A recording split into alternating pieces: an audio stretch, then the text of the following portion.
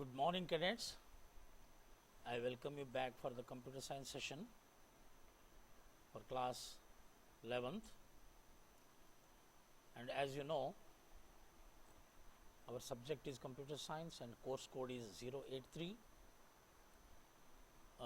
We have already completed unit 1, that is computer systems and organization.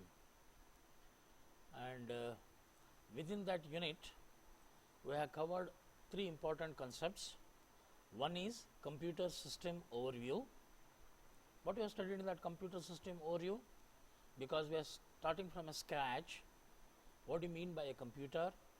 What are its system components? How logically they are interconnected with the help of a block diagram? And then about the individual component of the computer system, like the central processing unit, the memory, the arithmetic and logic unit, the control unit. What do you mean by bus? What is RAM? What is ROM? And then we had seen about, this is all about the hardware, then about the software, the types of the softwares, the system software, examples were of language translators as well as your operating systems, then application softwares as well as utility softwares. Then also we have seen the block diagram of a mobile system, which is similar to our computer system only the name of each component in the mobile systems are just varying as compared to the computer system block diagram.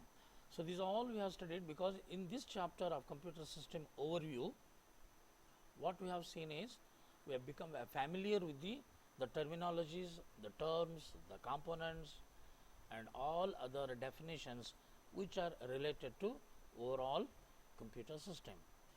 Then we have studied about the data representation. Basically this data representation chapter is for your number systems. Which are all the number systems? What do you mean by a base or a radix?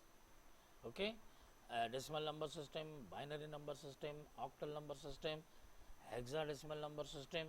The radix or base of each number system is different, and the radix is decided based on the number of symbols used in that number system. For example, in decimal number system, symbols used are 10, that is 0 to 9, therefore radix is 10. In binary 2, in octal 7, in octal 8, and then in hexadecimal 16 symbols are used, that is 0 to 9, 10 symbols plus A to F, that is alphabets for representing the value 10 to 15. That's how 0 to 15 is totally 16. Then we have seen how to convert a one number system into another number system, how to represent a number in different notations, both integral part as well as fractional parts. Okay, these all things we have seen in case of data representation. So this is mandatory to understand, or it is mandatory to know that how exactly the computer works inside, how it stores our information, how it processes it, and how it will provide us the output based on the data given. Then further, the Boolean logic, this is once again related to the hardware part. Inside, our logical circuits are designed based on some logical operations like AND, OR, NOT, etc. And in this case, we have studied about the laws, the theorems, the postulates, okay, how exactly the logic circuits are designed based on the Boolean theorems and Boolean postulates, like innovation law, associative law, commutative law, isn't it? Then the absorption law, De Morgan's theorems, and then all the logic basic gates like AND, OR, NOT, as well as the universal gates NAND and NOR, plus XOR and XNOR. These are all the gates we have studied in our Boolean logic. With this background of computer system overview, data representation and Boolean logic, now let us move to the most important unit, that is computational thinking and programming, in where you are going to see the Python programming. So before that, we would like to understand what do you mean by a computational thinking and programming as compared to the computer science. Okay, this is what we are going to see now, unit number 2. As far as the distribution of marks of class 11th is concerned, you can see here the computer system and organization carries 10 marks, which we have covered. Okay, theory 10 periods and practical 10 periods. Then this is the major marks are available in computational thinking and programming 1. Total marks allotted are 45. Periods are almost nearly 150, that is 80 plus 60. Then the third unit is society, law and ethics, which is basically theory. No practical is involved in that. So around about 15 marks to be covered within the 20 periods. So total marks 70. Total periods including both theory and practical will be 180. So you can see out of 70, the 5 marks are covered by this chapter, that is computational thinking. This unit you can say computational thinking and programming 1. Okay. Once again I am highlighting here computational thinking and programming 1, 80 theory periods, 60 practical, altogether 140 periods, and total marks or a weightage for this unit is 45. This unit, it may take time like your month of July, August, September, even it may go up to your October, November, because this is the major chapter. After this, the only thing is left will be your society and ethics, that we can complete within 15 to 20 days, right? Now let me brief you about the topics which we need to cover under the chapter computational thinking and programming 1. Okay, that is, first we would like to understand what do you mean by basics of computational thinking, why the terminology computational thinking has come, that I will explain in my next video. Then what are the principles of computational thinking? As I said, what is the difference between the computational thinking and computer science, and then how the software development takes place, that is what we call it as a life cycle. Then the concept of computer languages, what are the different types of languages related to computer, how in our conventional language we study about various languages, its own grammar, its own rules, its own history, its own background. Similarly, there are variety of computer languages available, and why we are going for Python, and what is the significance of Python in your class 11th and 12th CBSE curriculum. Now, exactly we are using a computer language Python as a tool to solve our problem. Okay. Now, to solve any given problem, what are the steps involved that we are saying? Analyzing. First we have to understand the problem, then developing an algorithm. The word algorithm is nothing but a procedure to solve a given problem. So step by step solution we will write initially. Then coding. Coding is nothing but writing a program to as per the procedure. Then it works or not, we will test it, and then we correct the errors. That is, process of correcting errors is called as debugging. Bug is an error, so debugging is a technique of locating errors as well as correcting them. So this is steps for problem solving. Then representation of algorithms using flowchart and pseudocode, as well as the decomposition. What do you mean by decomposition? The given task will be divided into smaller tasks, that is what decomposed. So rather than attending the entire big problem at once, we will try to understand it and we will divide it into number of pieces. And as you know, understanding a small piece of problem and writing a solution to it, it will be easy as well as for maintenance. So the procedure we will write to solve a problem is represented using an algorithm, using a flowchart, and using a pseudo code. These all things we are going to see in the topic how to, or introduction to problem solving.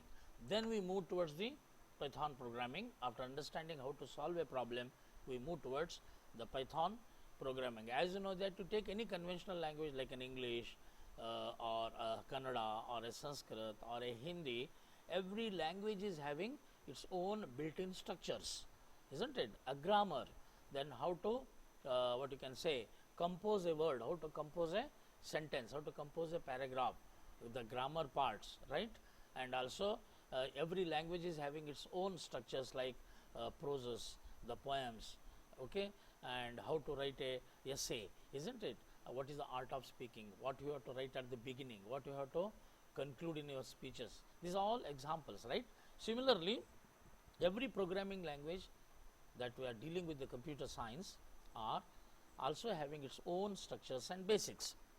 That's how in this we are going to see familiarization with the basics of Python programming, introduction to Python, what are the features, advantages, benefits of Python, and then after knowing the advantages and features, we will try to execute some simple programs like hello world, which is a very beginning, like how in English while learning you will write alphabet A, B, C, D, we learn. Similarly, we start with the most simplest program, how to print hello, that is called as a hello world. Then execution modes, how the programs are executed in Python using two modes, one is interactive and another one is script mode. Then as your conventional language contains a different set of characters, similarly Python also have a character set. The meaning of character set means in a program if you give any character, if you provide any character, your Python should understand it, recognize it. Okay? If it is not recognized by the Python, the character which you have provided or which is not covered under character set, then it creates an error. Then Python tokens, the piece, every piece or every smallest unit in programming instructions are called as tokens, keyword, identifier, literal, operator and punctuators. This we are going to see. And then the concept of variables, L value and R value, that is left value and right value. Then how to use the commands in our programs. Then the important structures will come now, the building structures of any computer language, that what we call it as a data types. What do you mean by data types? The name itself suggests the type of data which we provide, because in our real world life we have a data is nothing but collection of facts, symbols, what we call them as a data. So data available in our real world life is variety in nature, okay, maybe of integer type, maybe of float type. Float in the sense it is your fractions involved in that, it may be alphabetically, it may involve special characters, etc. So before operating on any data provided to you, the computer or your Python should know what kind of data you have provided. So those data types you will see the number, example integer, floating point and complex numbers, then the boolean, the logical true or false, the sequences like string, list and tuple, none, mapping like a dictionary, and mutable and immutable data types. Then operators involved in Python like arithmetic, the relational, the logical, the assignment, the augmented assignment, identity operators like is not, membership operators like in, not in. Okay. Then using these operators and variables we construct expressions, like in mathematics also using the variables a and b and the operator like plus or minus, we write an expression called as a plus b. Similarly, using the various types of operators what we have seen here, may be arithmetic, relational, logical or assignment, we construct an expression, and using the expression we write program statements. Then automatically type conversions takes place based on the data provided, based on the requirement to provide the values as an input and to get the desired result as an output. And as in case of like mathematics, how there is a precedence of operators, like your multiplication is having a higher precedence than the addition, BODMAS we call it as. Similarly, if an expression contains more than one type of operators, then which operator is to be preferred first, that we are going to see in precedence of operators, expression and evaluation of expressions, Python statements, then type conversions, implicit and explicit. Implicit means automatically the compiler or your Python convert it. Explicit means user has to specially or he has to explicitly tell what is to be converted. Accepting data as input from the console and displaying the output, and the types of errors that may occur while executing a Python program may be syntax, logical or runtime. Then comes the next structure, what we call it as a flow of control. here where your exactly programming logic begins, based on the structures, based on the building blocks like data types, operators, expressions, variables, constants, tokens.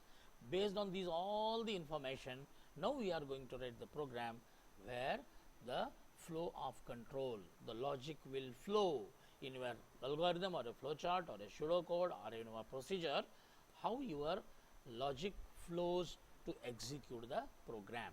Here we will see introduction, the use of indentation. Okay, the indentation I will explain you. The way in which you write in a particular format the program is called as indentation. Line number, which statement should come below which statement and where it should come. This is all a particular format. How does instructions or statements appear in the program are called as indentation. Then the sequential flow, the conditional flow, and iterative. Iterative means basically it is looping, repetitions.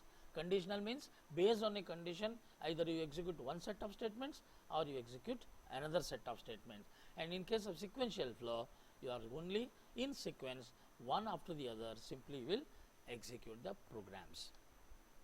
Then as I told you, in conditional statements, we see about if else, if else, then the flowcharts and the examples of sample programs to find an absolute value of a given number, to sort the three given numbers, the divisibility of a number. Apart from this, we will also solve more examples. Then in iterative statement, there are a for loop and while loop along with the help of a range function. Once again, flowcharts and two important statements, break and continue. Then nested loops, the suggested programs in that, how to generate the patterns, summation of series, finding the factorial of a positive number, etc. Next we comes to the sequences. The first sequence is strings, introduction to strings. What do you mean by indexing in that? Operations like concatenation, repetition, membership and slicing in case of strings, and how to traverse a string using loops. Traveling means traveling a string. These are the built-in functions: len, capitalize, title, lower, upper, count, find, index, ends with, starts with, is alphanumeric, is alphabet, is digit, is lower, is upper, is space, space means blank, is trip, L strip, R strip, strip, replace, join, partition, split, etc. These are all built-in functions we are going to see in case of strings. The next sequence is list. Same thing, introduction, indexing. Once again the same operations we are finding here: concatenation, repetition and membership, along with slicing and traversing a list using loops. Once again the list of built-in functions in this sequence: len, list, len stands for length, list, append, extend, insert, count, index, remove, pop, reverse, sort, sorted, minimum and maximum, sum, and nested list. The word nested loop and nested list says that a list within a list, a loop within a loop is called as a nested loop, a list within a list is called as a nested list. So the programs like finding a maximum and a minimum, or a average, mean means average of a numerical values, okay, stored in a list, or searching an element in a given list, or counting the frequency of element in a given list. Frequency means how many times an element appeared in the given list. The next sequence is tuples. Once again introduction, indexing, operations like concatenation, repetition, membership and slicing. Once again similar kind of built-in functions apart from the tuple assignment and nested loops. How nested list we have, similarly nested loop. The programs like finding a minimum and maximum or average value stored in a tuple, linear search and counting frequency of similar nature, we can do additional examples and programs also. This is called as a mapping. Dictionary is not a sequence, dictionary is a mapping. One introduction, how to access the items in a dictionary using keys, mutability of a dictionary, adding a new item or modifying an existing item in a dictionary, and traversing a dictionary. The built-in functions, same list, additionally some from keys, okay, and set default. These are the additional functions available. This also we are going to see in our dictionary. Examples: count the number of times a character appears in a given string using a dictionary, create a dictionary with names of employees and their salaries and access them. These are the suggested programs. Then two important sorting techniques. Sorting is nothing but arranging the elements in a particular sequence, that is called as a sorting, maybe ascending, maybe descending. Two techniques are going to see in case of sorting techniques. And the last the thing in case of this unit number 2, computational thinking and programming 1, is introduction to Python modules, how to import the modules using import module and using from statement. Okay, 3 modules you are going to study in class 11. There are so many modules available in Python. Further additional modules we are going to see in class 12th, but in 11th we see about the mathematics module called as a math module, a random module and statistics module. In math module, pi, exponential value, square root, seal, floor, etc., and random, rand integer and rand range. Then in statistics, mean, median and mode. This is all we have to cover, may require 2 to 3 months of these entire computational and thinking and programming 1, which is a base for your class 12th also, as well as in class 11th also you have to do a mini project for that, these concepts. That's why I clearly tell you, boys, don't miss any classes. Regularly we keep on providing you the videos in our school website. So regularly you please try to attend and see that, because you should not miss the linking between two concepts which are in continuous in nature. Okay, that's how we'd like to stop at this point of time now, and would like to continue in our next class. Till then, bye bye, have a nice day.